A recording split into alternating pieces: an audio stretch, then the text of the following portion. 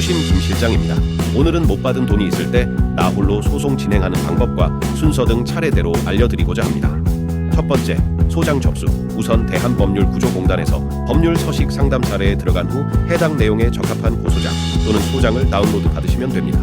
변호사 또는 법무사의 도움을 받아 작성하셔도 되고 채권자 또는 원고 본인이 작성하셔도 무방합니다.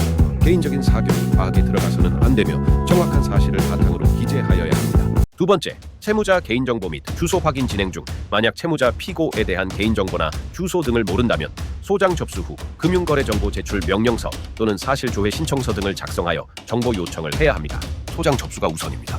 모르는 정보는 불명으로 걸어놓은 후 사건 번호가 나오면 그것을 기반으로 신청하는 것이니 꼭 소송 접수부터 해놓으셔야 합니다. 계좌만 아는 경우, 은행의 정보 요청, 휴대폰 번호만 아는 경우, 통신사의 정보 요청 신청은 전자소송 홈페이지 안에서 하시면 됩니다. 전자소송 홈페이지 접속 2. 서류 제출, 민사서류, 증거신청서 관련, 금융거래정보 제출명령, 신청서 선택 3. 공동인증서 등을 통해 로그인 4. 민사서류, 금융거래정보 제출명령, 신청서, 사건번호 기 5. 신청 취지, 대상기관, 대상기관의 주소, 해당 은행의 주소, 지역법인이면 지역은행 소재지 주소, 명의인의 인적사항 이름, 계좌번호 등 6. 요구 대상 거래 기간은 재사건의 앞뒤로 7일, 10일 사이로 기입. 7.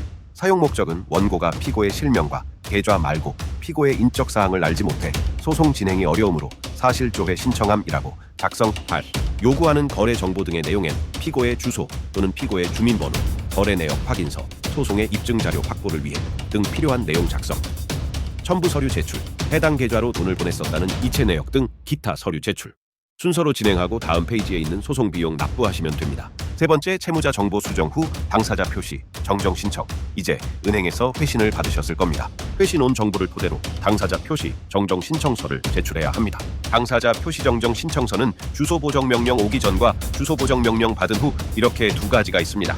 웬만하면 주소 보정 명령 받은 후 채무자 피고의 주민등록 초본을 발급받아 넣는 것이 정확하기에 정말 확실하게 주소를 아는 것이 아니면 주소 보정 명령 받은 후로 진행하시길 바랍니다. 법원에서 보정 명령이 떨어지지 않을 시 당사자표 시정 정신청서를 제출하시는 겁니다. 서류 양식은 똑같이 전자소송 사이트에서 찾으시면 됩니다. 신청 이유란에는 원고는 피고의 주소를 모르는 상태에서 소를 제기하여 금융거래회신서 또는 보정명령을 통한 채무자 초본 발급을 통해 피고의 주소를 확인하였으므로 피고의 표시를 정정하여 주시기 바랍니다. 라고 작성하시면 됩니다. 네 번째, 주소 보정 및 공시송달, 그 후 피고, 채무자의 주소가 틀리다면 주소 보정을 하거나 공시송달을 신청하여야 합니다. 둘 양식 모두 전자소송 사이트에서 다운로드 받으시면 됩니다. 회문부제도 동일하게 진행하세요.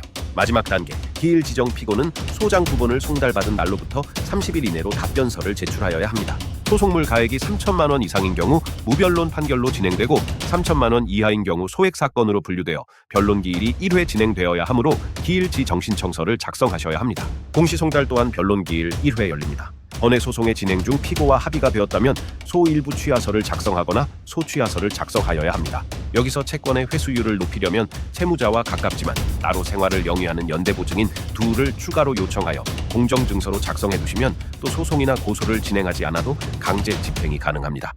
이렇게까지 진행하셨다면 채권의 성공률을 매우 높였다고 볼 수 있습니다. 오늘은 여러분께 실제로 도움이 될 만한 포스팅을 아주 자세하게 작성해 봤습니다.